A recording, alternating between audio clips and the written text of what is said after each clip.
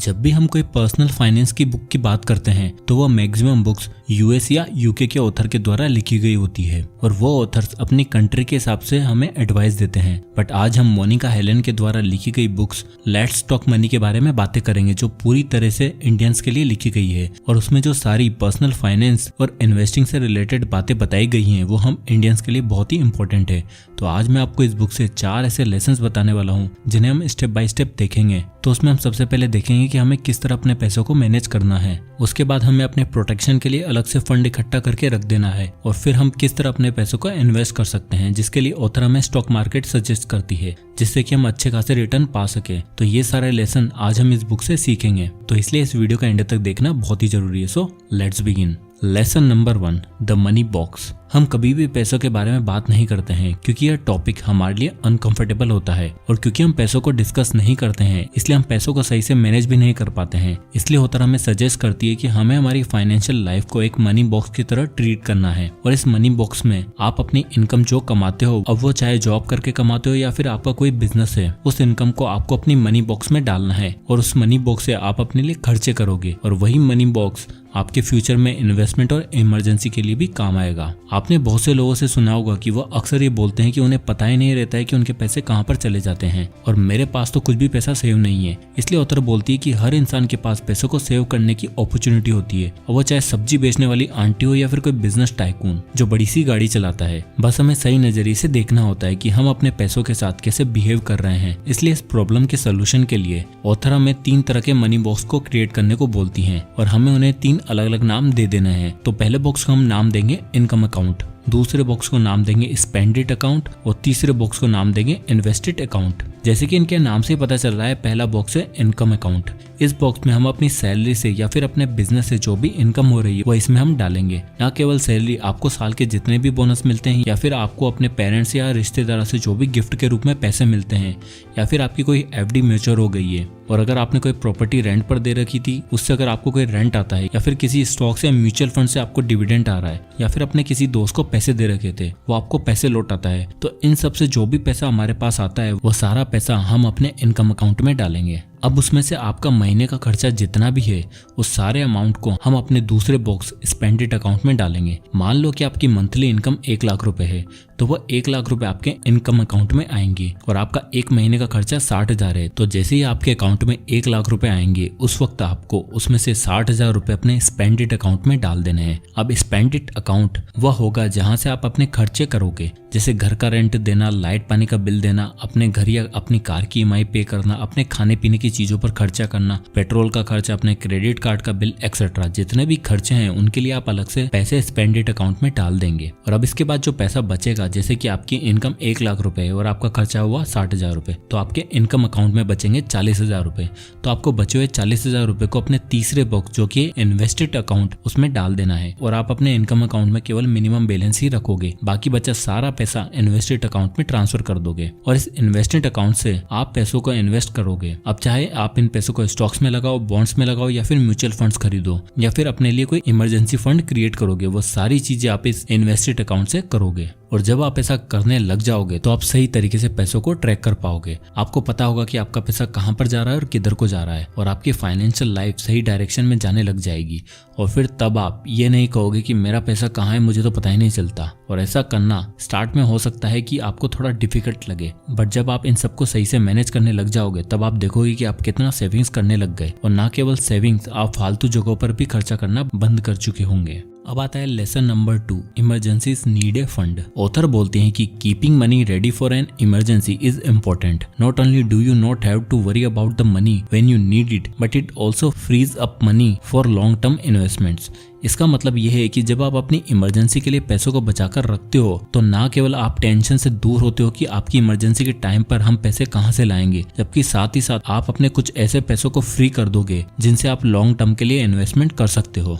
क्योंकि बहुत से ऐसे लोग होते हैं जो लाखों रुपए अपने सेविंग्स अकाउंट में रख देते हैं जहां पर उन्हें बहुत ही बेकार रिटर्न मिलता है और अगर उनसे पूछा जाए कि आप ऐसा क्यों करते हो तो उनका जवाब होगा कि यह पैसा हमारी इमरजेंसी में काम आएगा, क्योंकि अब उन्हें कोई आइडिया ही नहीं होता है कि उन्हें इमरजेंसी के लिए कितना पैसा रखना है तो वो बस अपने सारे पैसों को ही रख देते हैं, जबकि उन्हें केवल जितनी जरूरत है इमरजेंसी में पड़ सकती है उतना ही रखना है, बाकी पैसों को उन्हें काम पर लगाना है यानी कि इन्वेस्ट करना है। अब सवाल आता है कि इमरजेंसी होती क्या है और उनसे कैसे डील किया जाए। ऑथर के अकॉर्डिंग इमरजेंसी दो तरह की होती है, पहली प्लान्ड इवेंट्स और दूसरे अनप्लान्ड इवेंट्स। आप अपनी कार के बारे में सोचो, आपको पता है कि आपकी कार की सर्विस ड्यू चल रही है, तो कार की सर्विस में पैसा लगने वाला है और अगले 7-8 सालों में आपको एक नई कार की भी जरूरत पड़ेगी। तो ये सारी चीजें प्लान्ड है और हमारी लाइफ में बहुत सारे प्लान्ड एक्सपेंसेस होते हैं, जैसे कार खरीदना, अपने नए घर के लिए डाउन पेमेंट रखना या फिर किसी फॉरेन कंट्री में हॉलीडे के लिए जाना। तो ये सारी चीजें हमें पता होती है कि फ्यूचर में इन चीजों पर खर्चा होने वाला है। बट इसके अलावा हमारी लाइफ में कुछ ऐसे एक्सपेंसेस आ जाते हैं जिनके बारे में हमें कोई प्लानिंग ही नहीं की होती है,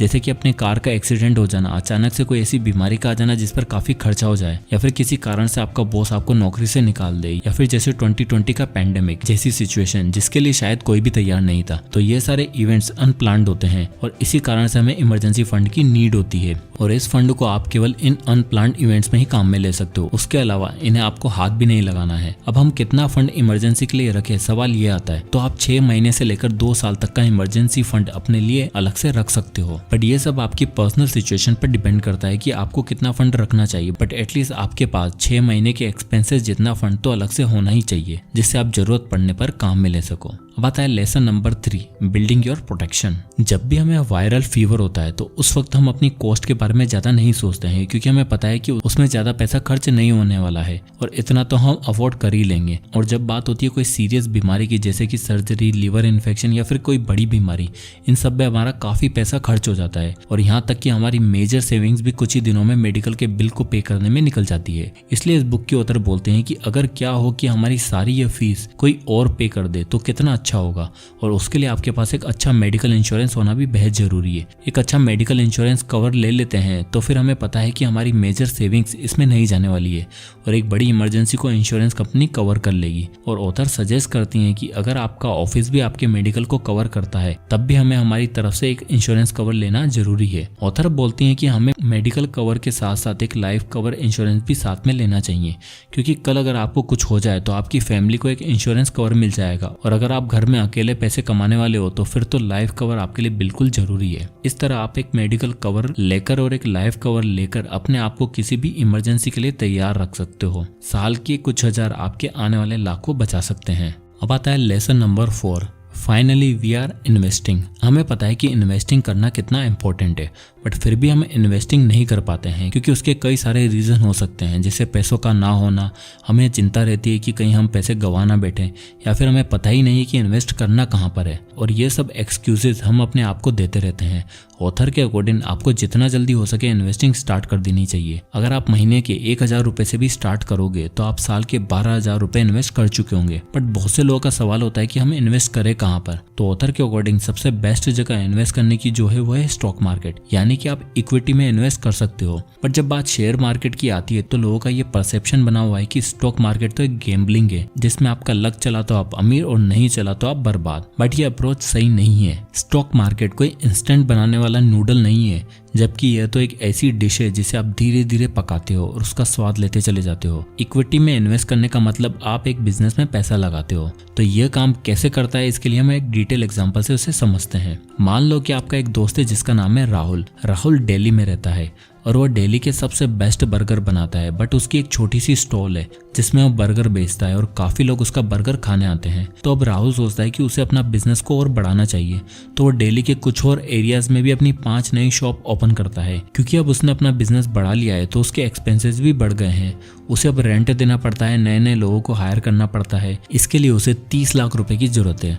अब वो चाहे तो बैंक से लोन ले सकता है। अब आपको उसका बिजनेस काफी अच्छा लग रहा है तो आप उसके बिजनेस में पैसा इन्वेस्ट करना चाहते हो, तो आप अपने साथ 3 और दोस्तों को भी राहुल के बिजनेस में इन्वेस्ट करने के लिए मना लेते हो। तो आप और आपके 3 दोस्त मिलकर राहुल के बिजनेस में 5-5 लाख रुपए इन्वेस्ट करते हैं। तो यानी कि आप चारों ने मिलकर टोटल 20 लाख रुपए राहुल के बिजनेस में इन्वेस्ट किए हैं और राहुल खुद 10 लाख रुपए इन्वेस्ट करता है। अब अगर हम सबका एक शेयर काउंट कर लें तो आप चारों को एक शेयर मिलता है, और जैसे कि राहुल ने आप लोगों से डबल इन्वेस्ट किया है तो राहुल को 2 शेयर उस बिजनेस में मिलते हैं। तो इस तरह उस बिजनेस के टोटल 6 शेयर्स हो जाते हैं। अब साल के एंड में उस बिजनेस से टोटल 12 लाख का प्रॉफिट होता है। तो हर एक शेयर का प्रॉफिट होता है 2 लाख रुपए। अब आप लोग उस प्रॉफिट को नहीं लेते और वापस से उसी बिजनेस में री इन्वेस्ट कर देते हो और दिल्ली में और भी नई नई शॉप्स को ओपन कर देते हो और दूसरे साल का प्रॉफिट होता है 20 लाख रुपए। अब आपका एक दोस्त विदेश जा रहा है तो वो अपना हिस्सा बेचना चाहता है। अब उसने 5 लाख रुपए उस बिजनेस में मिलाए थे, तो अब उसे 5 लाख रुपए ही मिलेंगे या उससे ज्यादा? ऑब्वियस है कि बिजनेस ने अच्छा प्रॉफिट अर्न किया है तो उससे ज्यादा पैसे ही मिलेंगे। तो आप कैलकुलेट करते हो और आप उसके हिस्से के लिए उसे 15 लाख रुपए दे देते हो। यानी कि आपके दोस्त ने लगाए थे 5 लाख रुपए और उसे टोटल मिले 15 लाख रुपए,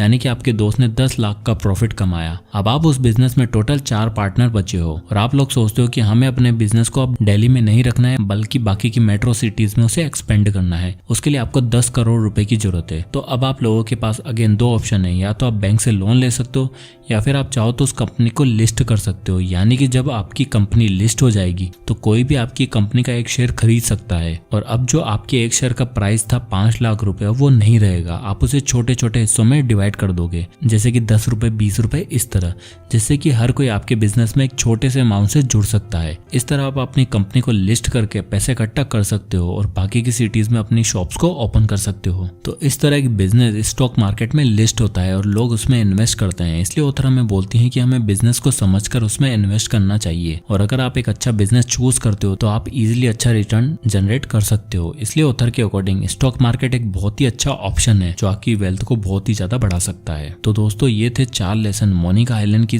अमेजिंग बुक से, जिनका यूज करके हम पैसों को अच्छे से समझ सकते हैं और अपनी वेल्थ को और भी बढ़ा सकते हैं। तो आई होप कि वीडियो आपको पसंद आया होगा, तो इसे लाइक करें और ज्यादा से लोगों तक शेयर करें। और अगर आप इसी तरह के वीडियोस देखना चाहते हैं तो हमारे चैनल को सब्सक्राइब करना ना भूलें। और अगर आप किसी भी टॉपिक पर वीडियो चाहते हैं तो हमें कमेंट करके जरूर बताइएगा। तो मिलते हैं नेक्स्ट वीडियो में, तब तक के लिए जय हिंद।